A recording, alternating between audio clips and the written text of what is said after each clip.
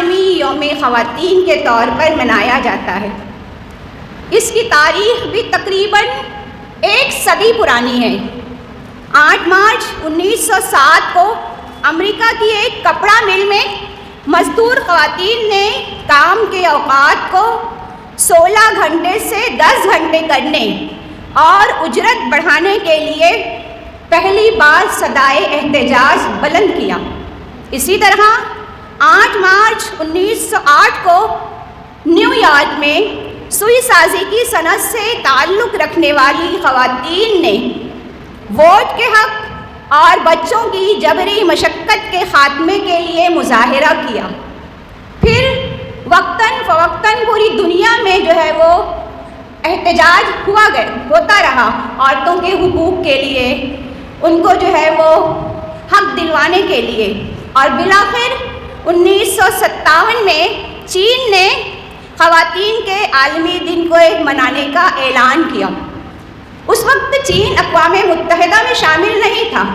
پھر 1977 میں اقوام متحدہ میں خواتین کے عالمی دن کو منانے کی قرارداد منظور کی گئی۔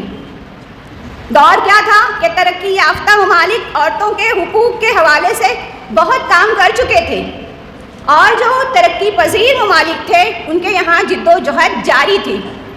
لوگ جو ہے وہ لگاتار عورتوں کے حقوق کے لیے، آزادی نسواں کے لیے اور تعلیم نسواں کے لیے جد و جہد کر رہے تھے۔ اس طرح یہ صدی جو ہے وہ تمام ہوئی۔ 19ویں صدی سے یہ جو ہے وہ دور شروع ہوا تھا اس چیز کا، اور آج 21ویں صدی میں ہم جو ہے وہ کہاں پر اور کس مقام پر ہیں وہ چیز آپ کے سامنے ہے۔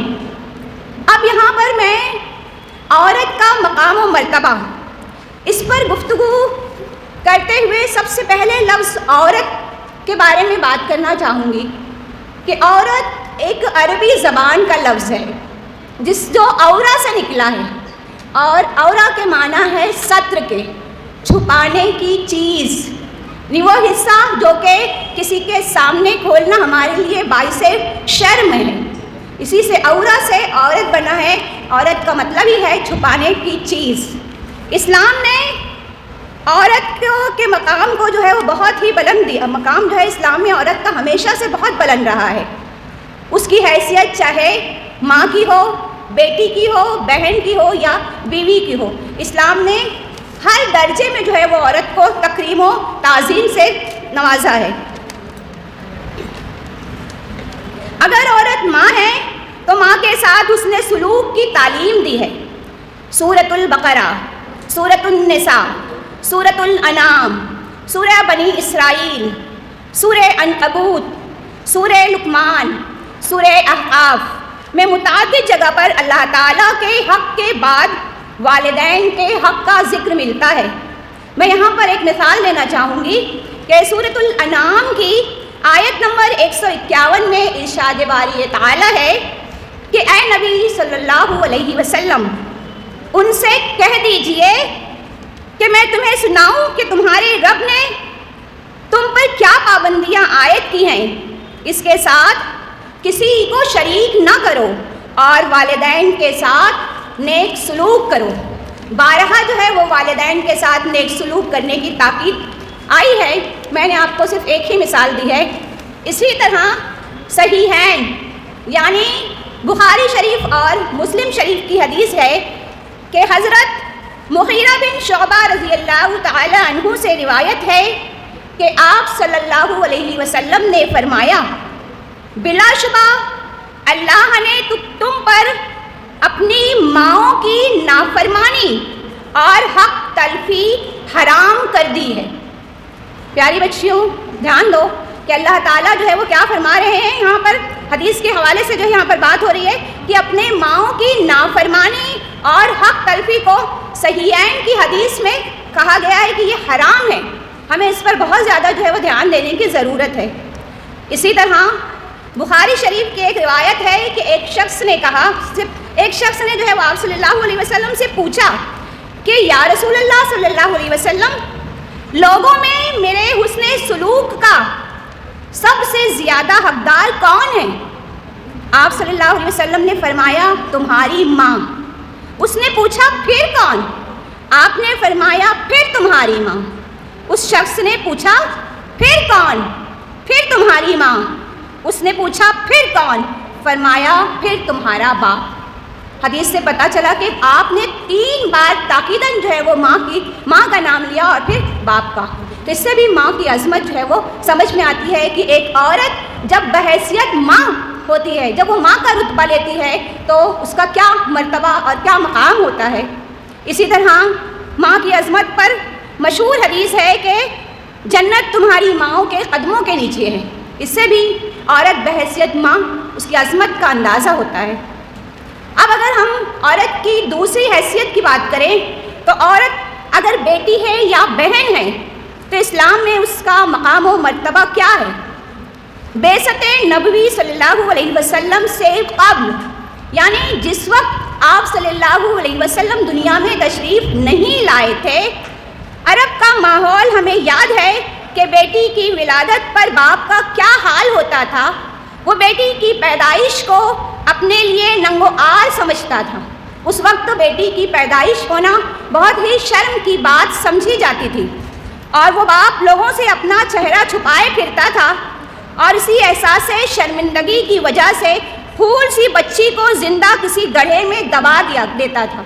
मतलब जब कोई बच्ची पैदा होती थी ज़माने जाहिलियत में तो बाप उसको ज़िंदा दफन कर दिया करता था। ये औरतों की इज़्ज़त थी जब तक कि जो है वो आप सल्लल्लाहु अलैहि वसल्लम की पैदाइश नहीं हुई थी। तो इस बुरी रस्म पर सूरह तकवीर की आयत नंबर 8 और 9 में इरशाद है कि क़यामत के दिन क्या हाल होगा जब जिंदा गाड़ी हुई लड़की से पूछा जाएगा कि वो किस कसूर में मारी गई।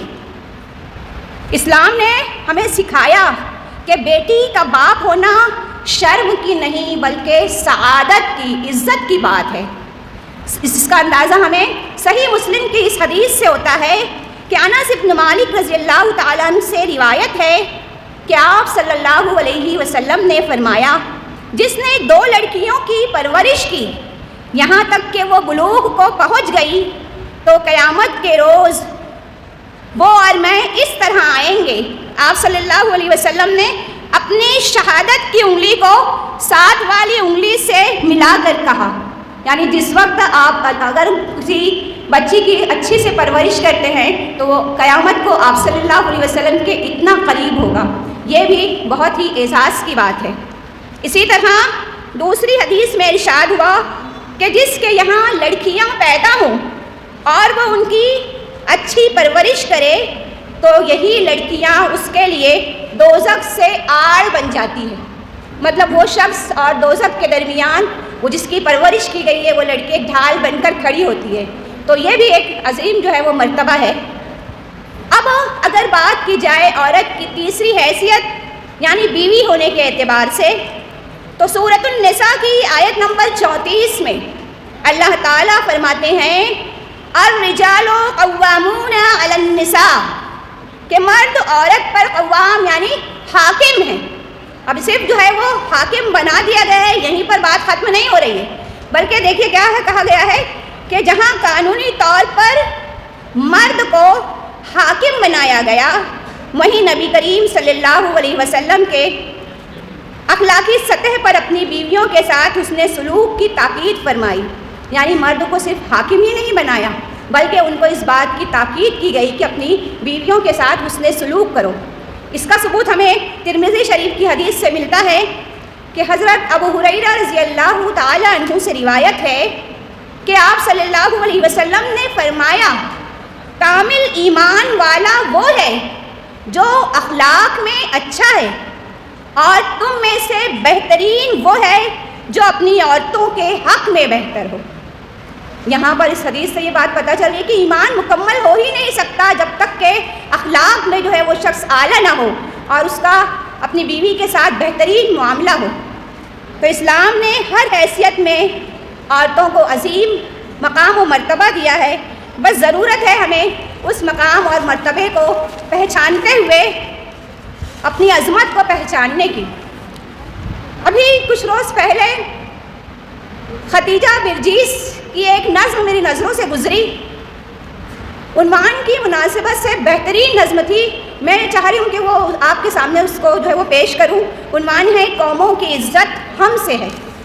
ماں ہوں تو جنت، بیٹی ہوں تو رحمت، بیوی ہوں تو محبت، بہن ہوں تو حرمت، احسان مند ہوں میں رب کی، مان دیا مجھ کو سب سے بڑھ کر۔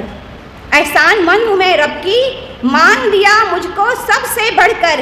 مقام و مرتبہ جو مجھ کو دیا، سو محنت مجھ کو بھی کرنی پڑے گی۔ مقام و مرتبہ جو مجھ کو دیا، سو محنت مجھ کو بھی کرنی پڑے گی۔ ماں ہوں تو ضامن ہوں نسلوں کی، ماں ہوں تو ضامن ہوں نسلوں کی، بیٹی ہوں تو عزت ہوں اپنوں کی، بیوی ہوں تو رکھوالی ہوں گھر کی، بہن ہوں تو حیا کا نشان ہوں میں۔ میرا وعدہ ہے یہ اپنے رب سے، ہر رشتے کو نبھانا ہے مجھے۔ حکم تیرا کوئی نہ توڑوں گی میں، بس اپنی رحمت میں ڈھانپ لے تو مجھے، بس اپنی رحمت میں ڈھانپ لے تو مجھے۔ ہر رشتے میں میری آبرو تو رکھ لے، اس دور دجل میں تھام لے تو مجھے۔ روز محشر سرخرو کر دے مجھے، اے میرے مالک مجھے سرخرو کر دے، اے میرے مالک مجھے سرخرو کر دے۔ شکریہ۔